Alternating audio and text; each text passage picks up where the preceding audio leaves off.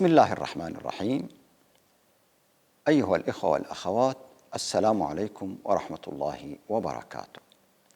نتحدث في هذه الحلقة تحت عنوان ضراريون ضد العالمية الإسلامية.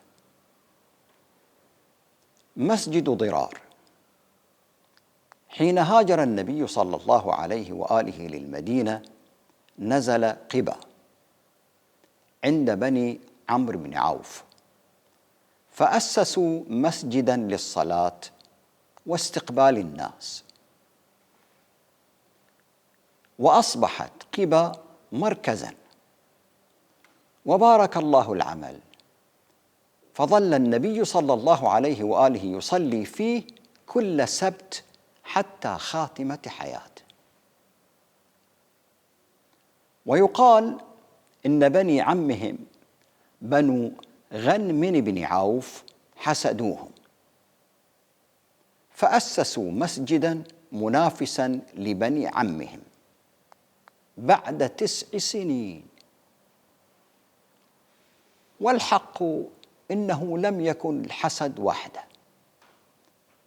إن كان ثمة حسد بل النفاق، وكان لقوى النفاق غايات أبعد، فأسسوه ليستتروا بالصلاة. كانت هناك مؤامرة تحاك، عناصرها المنافقون في المدينة، الروم وحليفهم الغساسنة، قريش وحلفاؤها من القبائل والأعراب، وكان بينهم عنصر ارتباط هو أبو عامر الراهب. قوى محلية وإقليمية ودولية. أبو عامر الراهب مثال لإبليس، نال شرفا وتعظيما حتى لقب بالراهب، ثم لما رأى قومه آمنوا بالله ورسوله صلى الله عليه وآله حسده، فذهب يؤلب على المسلمين أينما ذهب. الخطة تبدأ باغتيال الرسول في العقبة حين عودته من تبوك، ومن ثم ينقض الروم وحلفاؤهم الغساسنة على المدينة، وينقلب المنافقون في المدينة وممن حولها من منافق الأعراب انقلاب على المؤمنين، وتثور قريش وأحلافها من القبائل. فلما فشلت الخطوة الأهم وهي قتل الرسول، تهاوى المخطط، إذ شعر النبي بالمكيدة، فأمر الجيش عند العقبة بالتوقف حتى يعبر العقبة وحده، ومضى ومعه حذيفة ابن اليمان وعمار بن ياسر فقط، واحد من أمام ناقته والآخر من خلف ناقته. فتسلل منهم 14 ليغتالوه، فانكشفوا. فما الذي أفشل هذا الحلف الكبير؟ فشلوا لما كان المسلمون مسلمين فقط، لم تفرقهم السياسة ولم يتفرقوا في الدين، وما أن تفرقوا بعد الرسول صلى الله عليه وآله حتى أعادت قريش وقوى النفاق بناء منابرها. هدم المسجد وأحرق، لكن جذوره امتدت عبر الزمن مثمرة منابر ومنصات وصوامع ونواد ومحطات عبور الإلحاد والكفر. لا يزال القرآن يقول: لا يزال بنيانهم الذي بنوا ريبة في قلوبهم إلا أن تقطع قلوبهم والله عليم حكيم. لا يزال مفهوم مسجد ضرار القائم على الكفر والتفريق باقياً، لم ينتهي بهدمه وإحراقه، لأنه في العقول والنفوس. فلا يزال الضراريون عبر الزمان تتبدل أدواتهم ومناهجهم، والهدف واحد: الكفر والتفريق والإرصاد لمحاربة الحق والرسل. إلا أن تقطع قلوبهم لا يمنعهم من إعادته إلا انقطاع القدرة عليه بالهزيمة الماحقة، وإلا فمهما استعادوها أعادوه بصورة ما، حتى لو كان في هيئة مقهى يقدم الشاي أو مكتبة أو مجلس أو غير ذلك، فالهدف واحد والصور متعددة. فلما تفرق المسلمون تم استنساخ مسجد ضرار شكلاً ومضموناً من زمانه إلى ما بعد زمانه، فقامت مساجد على ما قام عليه من التفريق بين المؤمنين. فكثير من مساجدنا ليست مساجد للمسلمين، بل الفرق والمذاهب والأحزاب والطبقات وغير ذلك، فيشعر فيها المختلف أنه لا ينتمي للمكان، بل قد يسب ويلعن ويكفر من منابرها، وهي إلى اليوم على ما كانت عليه.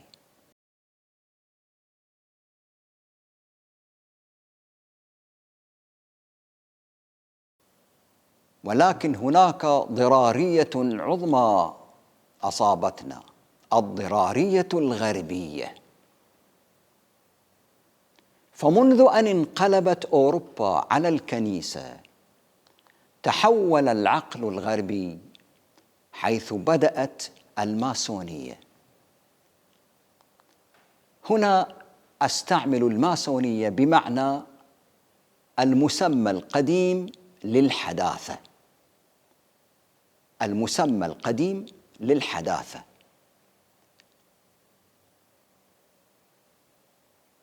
بدأت الماسونية،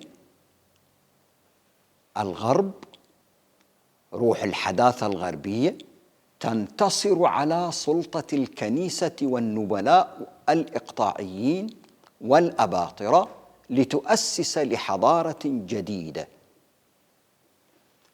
هذه الحضارة ملكت مع الأيام من أسباب القدرة والقوة ما لم تتمكن منه حضارة سابقة على مدى التاريخ. الماسونية ليست شيئاً آخر سوى روح الحداثة الغربية، العقيدة التي انتصرت على الكنيسة وغيرت أوروبا ثم العالم كله، ومن يومها وهي تمسك بتلابيب الأرض. روحها هو استبدال موقع الله بالإنسان. أزل الله وضع الإنسان، وليس استبدال الله بآلهة أخرى كما كل من سبقها من الحضارات.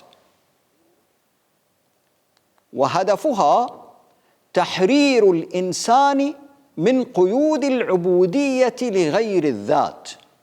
أنت حر، لست عبداً لأحد سوى نفسك وذاتك، أنت حر. والاهتمام بالواقع المادي المتيقن بدلاً من الغيب المتوهم، بالحياة بدلاً من الموت وما بعد الموت، بالعلم والتجربة بدلاً من النصوص الدينية، بوضع القوانين بدلاً من الاستسلام للشريعة المزعومة، بالديمقراطية حين يتولى الناس شأنهم بأنفسهم بدلاً من أن تسلط عليهم الأباطرة والقساوسة،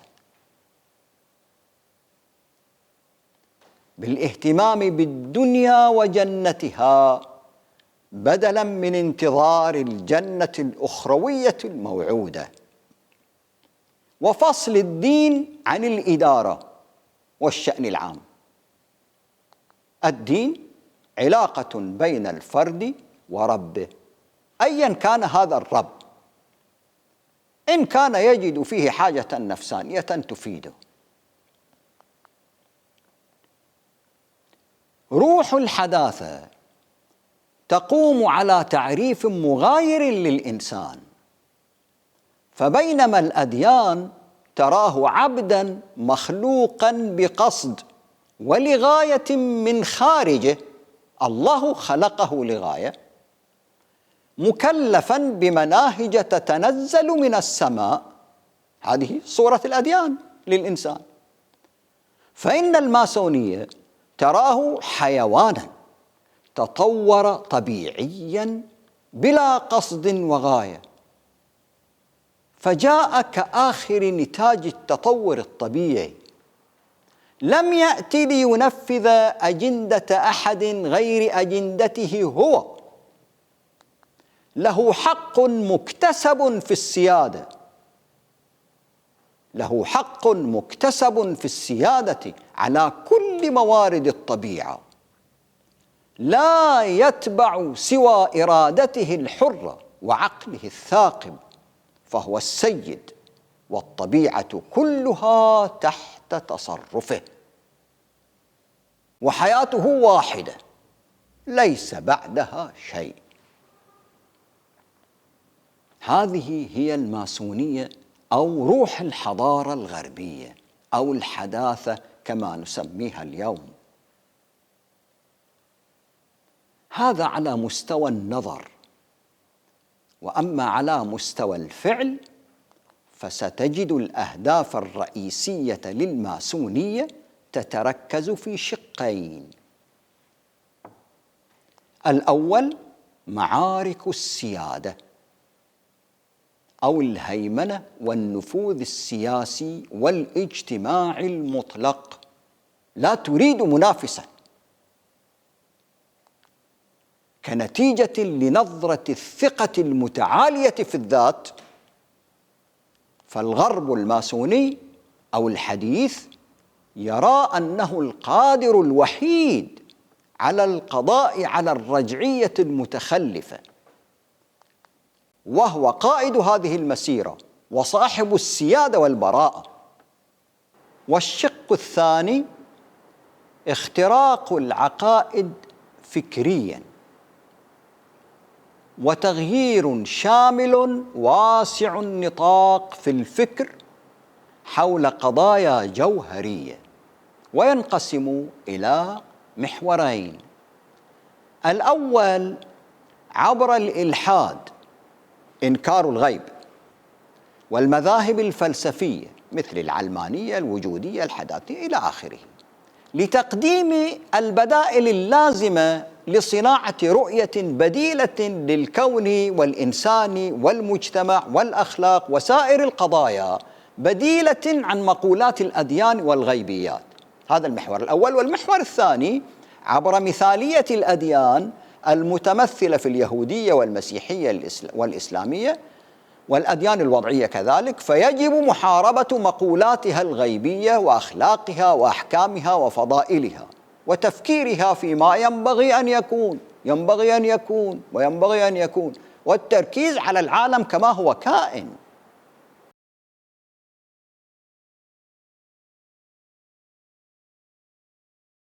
وأين أجد الماسونية؟ تجدها في الفكر وفي الثقافة والإعلام والسياسة الدولية والمحلية والبيئة والصناعة والسياحة والأخلاق والعادات والموضة والشعر والأدب وكل شيء. ستجد رجالها في حكومتك ودولتك ومواطنيك وجيرانك وأصدقائك وزملائك، وستجدها في أخلاقك وذوقك وفي دوائك وغذائك. إنها روح الحداثة المنبثة في العالم، تأخذه بعيداً عن الغيب. روحها تكره المطلقات والثوابت، إنها تقود العالم منذ قرون ولها الهيمنة على مسيرته، وعيونها تراقب كل حركة وفكرة، تسقط دولا وتقيم أخرى، تحيي وتميت وتعطي وتمنع. إنها الغرب القوي المبدع المبتكر، مالك التقنية وصانع كل الابتكارات غير المسبوقة. لا يوجد اكتشاف نوعي في العالم خرج للناس من غيرها، ولا توجد مؤسسة عالمية نافذة ليس بيدها مفتاحها. إنها قوة هائلة لم يسبق أن تمكن منها أحد. ومنطقتنا العربية ترقبها الماسونية بشدة، لأنها مصدرة الأديان والكتب السماوية، ومنها جاءتهم المسيحية على حساب الثقافة اليونانية والرومانية. فالإسلام ومثله ونصوصيته مصدر قلق دائم للماسونية اللي هي الغرب الحديث، فلا بد من تحطيم بنيته المثالية. فمن هنا أقيمت مساجد ضرار جديدة استبدلت الشكل، كان مسجداً صار سفارات، قواعد عسكرية، وبقية المنظومة التابعة لها، وبقي المضمون. ومنها ما يعرف بالمحافل الماسونية، تراقب وتتدخل وتكتسب أفراداً نوعيين يؤمنون بالنظرة الغربية للحياة وللمجتمع. كانت لهذه المحافل في البداية أهمية. لماذا؟ حيث لم يكن للغرب حلفاء كثر قبل أن تتسع دائرة نفوذ الحضارة الغربية وهيمنتها، ثم قلت أهميتها. فللغرب الآن جماهير لا محافل، جماهير آمنت بمشروعه، يساريون، يمينيون، وجوديون، ليبراليون، حداثيون.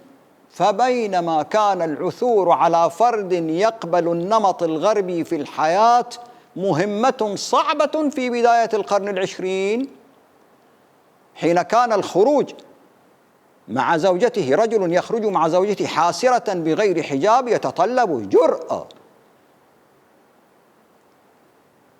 صار نمط الحياة الغربية هو السائد، خصوصا في المدن. كان الماسوني مواليا ثقافيا وسياسيا للغرب، وبعضهم متصل بالسفارات ويعملون على تمكينه من المراكز المؤثرة. أما الآن فهناك جماهير كبيرة من شتى الاتجاهات تحلم بتقليد الغرب في ارتقائه وثقافته، لا تمتهم صلة بالسفارات، بل قد يكونون معارضين سياسيا للغرب، ولكن روح الغرب تسكنهم وتحلق في عقولهم وأحلامهم. إنهم أنا وأنت، ماسونيون وهم لا يشعرون. فانصب جهد الغرب مبذولا للهيمنة وخلق نظام عقيدة يؤمن به، بات بالفعل موجودا على أرض الواقع، يصول ويجول به، بحيث لا تصل هذه الأمة لمستوى الإنتاج المعنوي فكريا، ينبغي أن تظل تابعة في إنتاجها مقلدة له.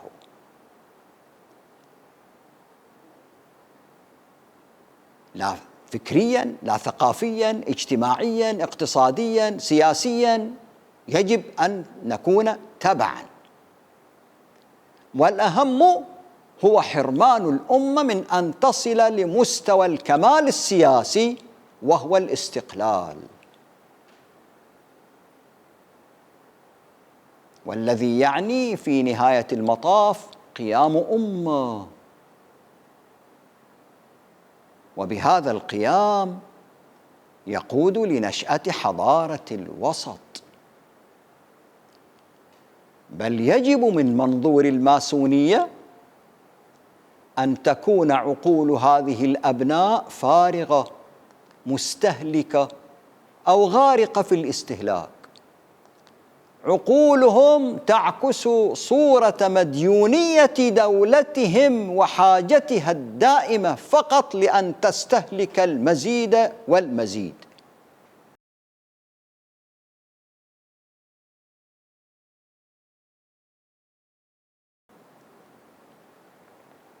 لماذا الخشية من قيام حضارة الوسط؟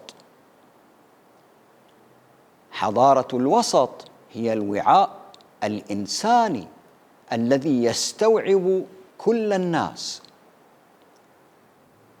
بقومياتهم وطبقاتهم وأعراقهم وأفكارهم وخطاياهم ونواياهم، لتسويتها وتقويمها بحسب وعيهم لقضاياهم. وكذلك جعلناكم أمة وسطا، هذا هو دور الأمة الوسط، قوامين بالقسط شهداء لله، قوامين لله شهداء بالقسط.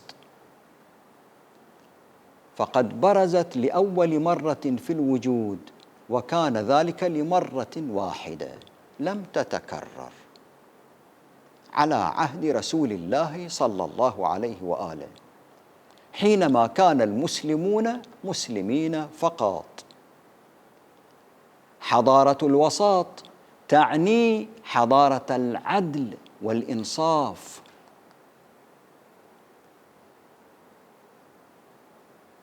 الواو والسين والطاء وسط، بناء صحيح يدل على العدل والنصف. وسط يعني عدل ونصف، حضارة الوسط حضارة العدل والإنصاف.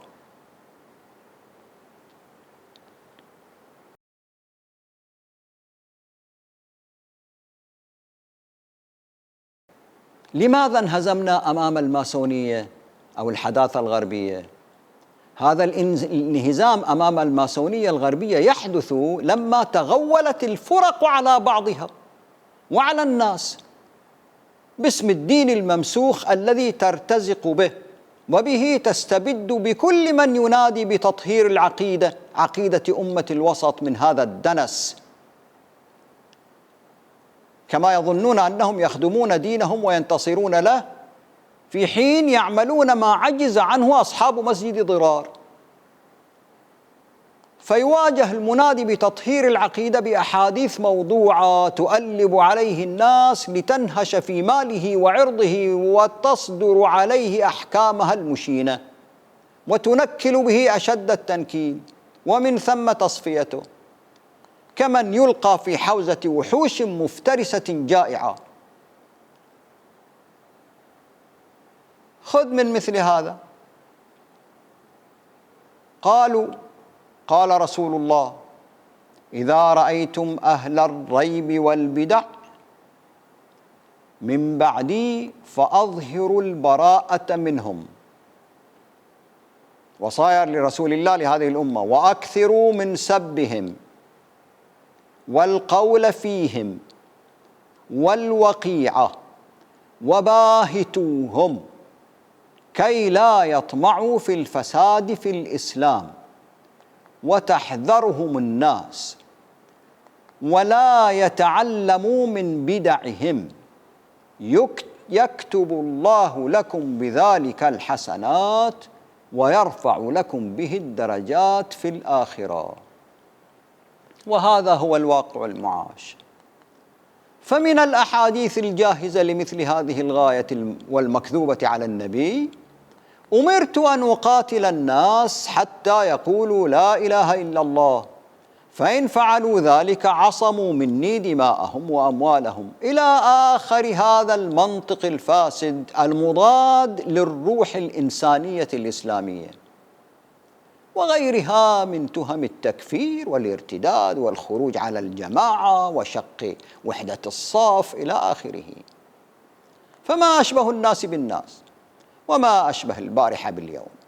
إنه زمن الغبن، غبن عقول الناس، أي اهتضامها وبهتهم في إيمانهم وصلاحهم بالكذب على الله ورسله بكل ما يخالف العقل والضمير من جهة، وبما يخالف الفطرة والهدى من جهة أخرى. انظر ما الذي نسبوه لرسول المكارم: وأكثروا من سبهم والقول فيهم والوقيعة وباهتوهم. عجبا، كيف يقبل ضميرهم مثل هذا ويخالف محكم أخلاق القرآن ونبي الله؟